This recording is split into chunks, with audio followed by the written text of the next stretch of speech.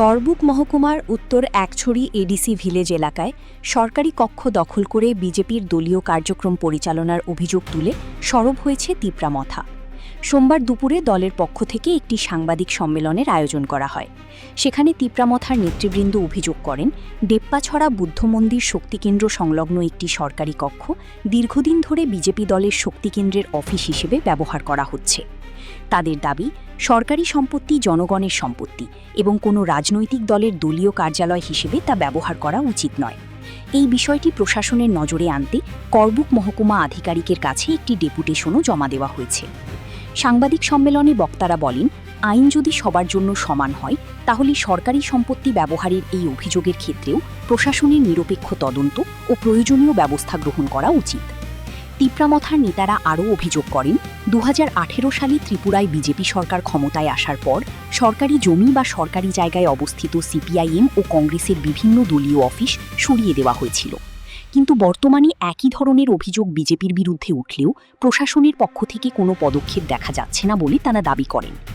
দলের বক্তব্য, একদিকে অন্য রাজনৈতিক দলের অফিস উচ্ছেদ করা হয়েছে, অন্যদিকে বিজেপির শক্তিকেন্দ্র সরকারি জায়গায় পরিচালিত হচ্ছে, এটি দ্বিচারিতার পরিচয়। তাই বিষয়টি নিয়ে দ্রুত তদন্ত ও যথাযথ ব্যবস্থা নেওয়ার জন্য প্রশাসনের কাছে জোর দাবি জানানো হয়েছে।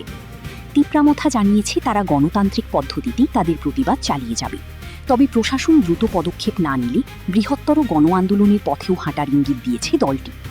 এদিকে অভিযোগের বিষয়ে এখনও পর্যন্ত বিজেপির পক্ষ থেকে কোনো আনুষ্ঠানিক প্রতিক্রিয়া পাওয়া যায়নি। ফলে প্রশাসনের পরবর্তী পদক্ষেপ কী হয় সেদিকেই এখন নজর রয়েছে স্থানীয় বাসিন্দা ও রাজনৈতিক মহলের। ক্যামেরায় আপনার চ্যানেলের নাম, আমি উপস্থাপকের নাম। ধন্যবাদ। ভিডিওটি ভালো লাগলে লাইক, শেয়ার এবং সাবস্ক্রাইব করতে ভুলবেন না।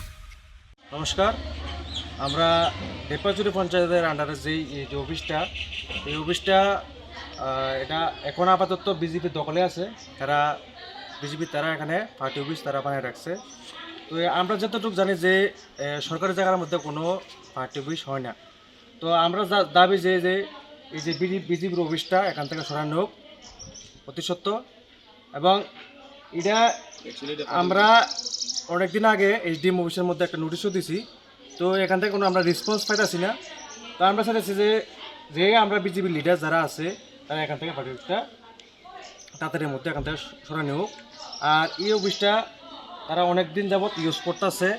আমরা চাইছি যে এই অফিসটা তারা সরাইয়া, যে আমরা যে ডেপ্পাছড়ির মধ্যে এসএসজি গ্রুপের যারা আমরা মা বোনেরা আছে তারা অনেক অসুবিধা ভোগ করতেছে, এই অফিসটা হেরা দেওয়া হোক, আমরা এতটুকু দাবি করে।